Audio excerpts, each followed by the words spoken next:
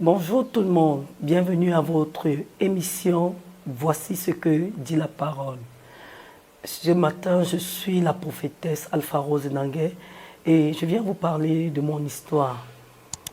Lorsque j'ai rencontré Jésus, ça a été la plus belle chose qui m'est arrivée, mais ça a aussi été la chose la plus douloureuse que j'ai vécue parce que incomprise par ceux qui m'entouraient.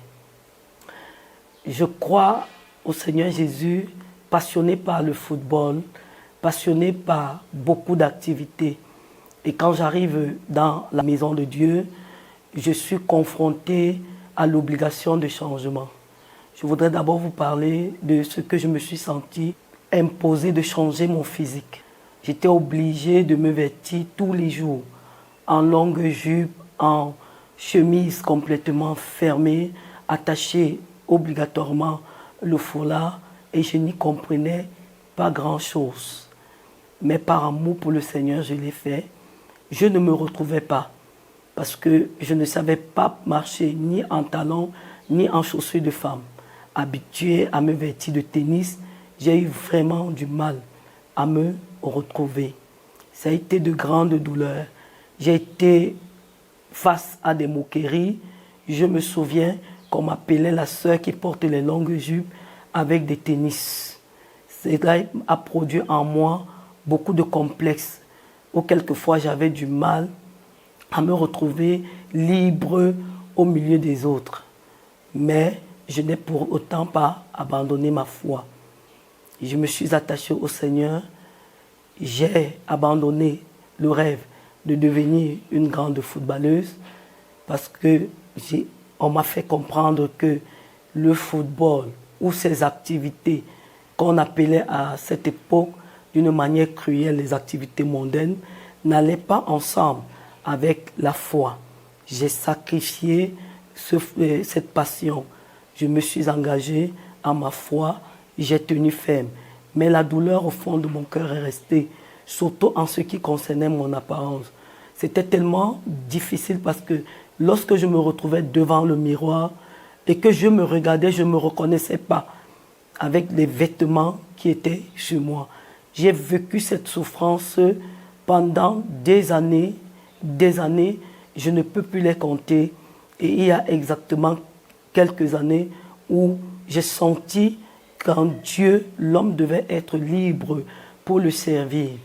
Et ce qui m'a touché et qui m'a amené aujourd'hui à exprimer cette liberté, c'est parce que je me suis vu en train de mourir sans connaître ce qu'on appelle la joie du salut. La joie du salut qui nous vient de Dieu, qui vient de la parole. Et avant de continuer mon histoire, je voudrais vous parler de la parole de Dieu et de ces versets qu'après les avoir compris, m'ont donné la force d'avancer. Comme cette histoire extraordinaire de Joseph qui est dans la parole de Dieu, qui commence dans le livre de Genèse 37 précisément. Alors c'était qui Joseph? Joseph était un des fils de Jacob. Et très jeune, il a eu cet appel de Dieu et il s'est mis à avoir des révélations. Et quand il a eu ces révélations, il s'est mis à les raconter à ses frères. Et il n'a pas été compris. Il a eu des révélations au point de les raconter même à son père qui ne l'avait pas compris. Il a été pris en haine, il a été rejeté, il a été mis à part et par la fin même, il a été vendu. Quand il a été vendu, il est arrivé en Égypte et c'est ce même Joseph qui, par la persévérance, a fini par régner sur l'Égypte et a même sauvé ses frères en leur venant au secours. Mais parce qu'il s'était accroché à ne pas abandonner cette différence. Vous ne voyez peut-être pas la similitude qu'il y a entre l'histoire de Joseph et mon histoire. Mais le rejet, l'indifférence ou la différence crée beaucoup de souffrance et de complexes. Alors la question que je voudrais te poser ce matin, est-ce que ceux qui ont persécuté Joseph, ceux qui lui ont fait du tort se sont mis à sa place? Est-ce qu'ils ont ils ont compris ses émotions? Est-ce que quelqu'un un jour s'est mis à ma place et se poser la question, mais cette jeune fille qui a rencontré Jésus, qui a le rêve d'être footballeuse, qui est peut-être masculine par sa forme, et on lui impose comme ça subitement de porter les jupes, ce changement qu'elle ne comprend pas. Est-ce que quelqu'un s'est posé la question de savoir ce que je ressentais, combien je me sentais perdue? Oh, je me suis sentie seule, comme Joseph dans le puits, harcelé par ses frères, comme Joseph vendu en esclavage en Égypte, comme Joseph persécuté par la femme égyptienne qui voulait coucher avec lui pour changer sa nature, comme Joseph en prison, tout seul, et il ne comprenait rien. Et c'est comme ça que je t'ai perdu. Et je suis sûr que tu es quelque part, ayant la même douleur. J'ai cru, j'avais à peine 18 ans, j'ai 47 ans maintenant, et j'ai vécu cette douleur toute ma vie. Et je ne sais pas ce que cette douleur a produit en toi. Peut-être tu t'es découragé, peut-être face à la persécution, tu t'es trouvé complètement perdu. Peut-être tu t'es dit que toi, Jésus-Christ ne t'aimait plus. Mais je vais te dire que Christ, lui, il t'aime tel que tu es.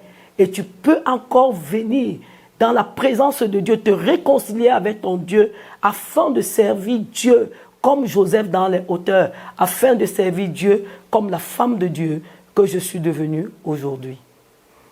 Je viens encore te poser cette question. Est-ce que tu te rends compte de la souffrance de Joseph?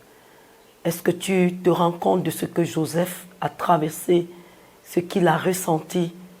Et je suis sûre que ça peut être ton cas, où que tu te trouves, à cause de la différence, à cause de ce que tu as entendu, des paroles que tu n'as même pas su saisir, qu'on t'a imposées, et tu es entré dans cette souffrance.